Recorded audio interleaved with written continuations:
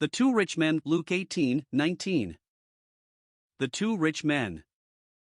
Luke 18:19. J. E. G. Bellett. BT Volume 9, page 327. How beautifully the incidents recorded in the Evangelists exhibit the workings of nature and of grace. They are short and familiar, but full of matter for the meditation of our hearts, that we may be either warned or comforted. Uneasiness of conscience was goading the rich young ruler of Luke 18 to seek relief wherever it might be found. He loved the world and could not give it up, and yet he had religious apprehensions of a day of judgment, and owned the fact that there was a kingdom of God still to come. This is a common case. A calculating worldly heart with serious religious sentiments, altogether working uneasiness in the soul. He was a sample of the thorny ground hearer. He would fain have both worlds, and yet was not so sure that he had the future world. And how could be? How could such a double-minded man be stable? How could a body, the eye of which was thus evil, be full of light? His uneasiness was goading him hither and thither, and in his waverings he seeks Jesus.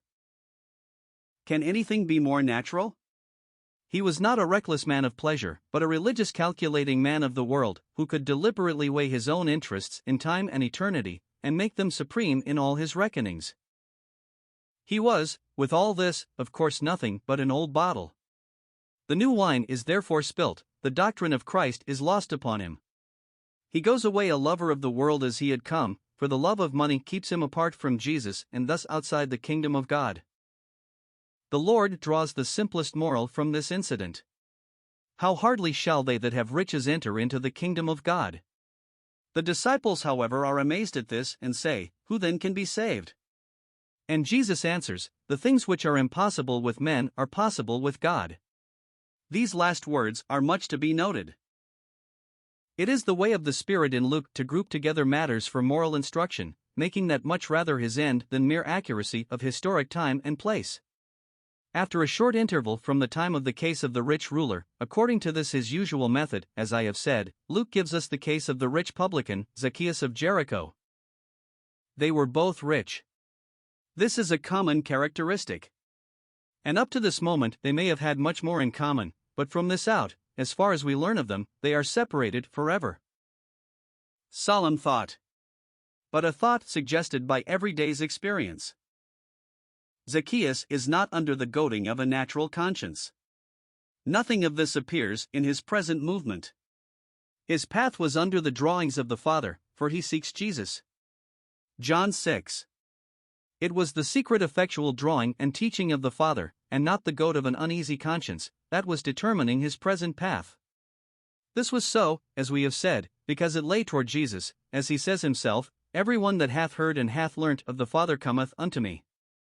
And that path really leading to Jesus as really led away from the world. For Zacchaeus was now traveling a road which nature and the spirit of the world would never have taken. He forgets himself on this journey. He was no longer the rich publican of Jericho. The young ruler, on the contrary, had never forgotten his riches.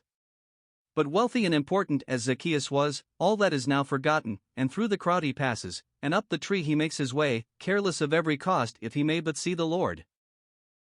Very beautiful this. Here is an incident, as I said, exhibiting the working of grace, so the former had done the working of nature.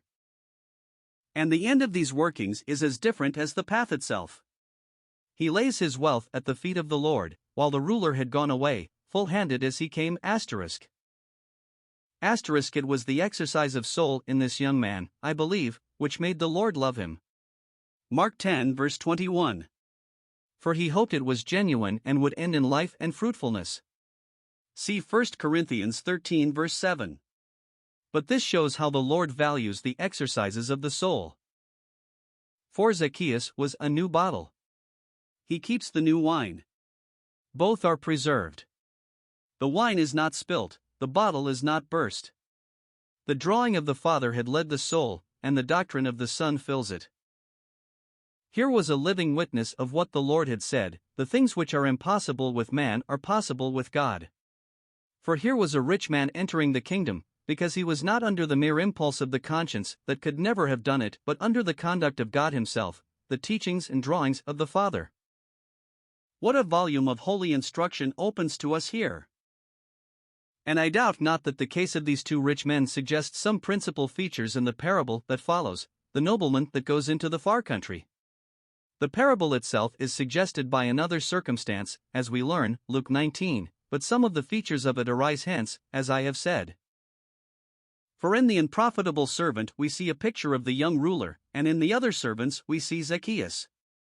The moral difference between them is this: the unprofitable servant religiously owns the seriousness of a day of judgment and of reckoning, and is careful for his own sake to provide, as he judges, against it. He lays up his Lord's pound in a napkin, dreading the account he may hereafter have to make of it. But this is all.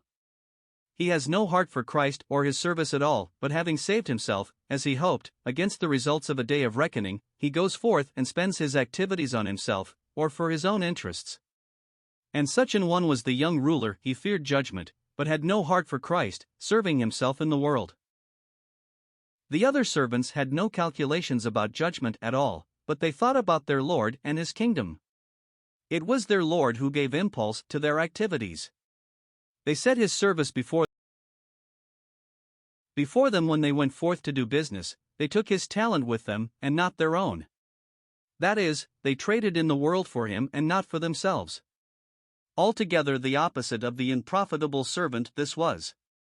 The Lord's talent was not left at home, but carried abroad. Whatever was done by these servants was done for Christ, and not for themselves, whether it was more or less. And such an one was Zacchaeus.